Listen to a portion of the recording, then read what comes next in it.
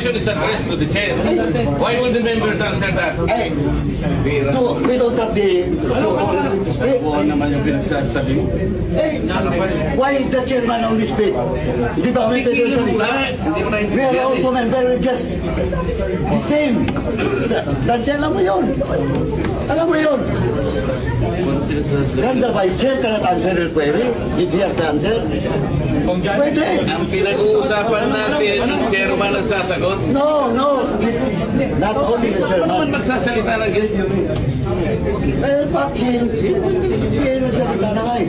Pero ang record. Hindi pwede yun. Pwede magsalita yung iba. Hindi pwede yung chairman lang. Di ba? Di ba? Pwede ba yung dance?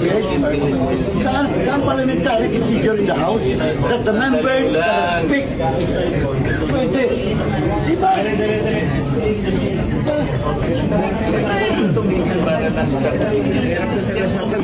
Ba't ang nangyari, a barrage of questions, that's why I'm asking. Bakit natin ginawa yun earlier?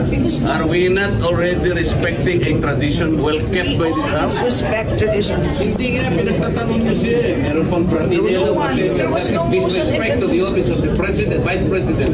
So ano yung pinagtatanong niyo sa kanya eh? This question never happened before. That is the one I'm explaining to you. It did not happen before. Now, ang tanong ko po, ba't nangyari po nung nakaraan, nangyayari na naman ngayon? We are talking of the office that the person... Motion was introduced. You may not like the person, you may not like her presence here, but you have to respect the office of the Vice President. That is all. Because that is guided by the tradition. Kahapon po, kagaya po na sinabi nila, wala nang pinagtanong sa office of the President, and that is correct. That is in line with that tradition. Ngayon po, kung ang tinatanong ko ngayon, are we discarding the tradition? And is this committee authorized to discard a well-kept tradition? So kaya nga, then why are we intending to ask questions na naman at pinatawag nyo na naman kung sino-sino dito? That is why, kung hindi po kayo makakasagot, madam, ang tinanong ko na sa inyo, I am now moving. Oh. May pratinela pa? Saan po kayo nakakita ng gano'n? This did not happen anytime.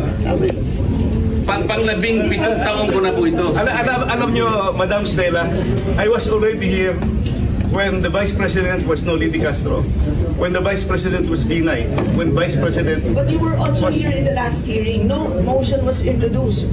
Yun na nga, kasi question na kaagad eh. Wala man lang... We can read the records. No, he did not introduce. Nag-motion siya ngayon. But it's...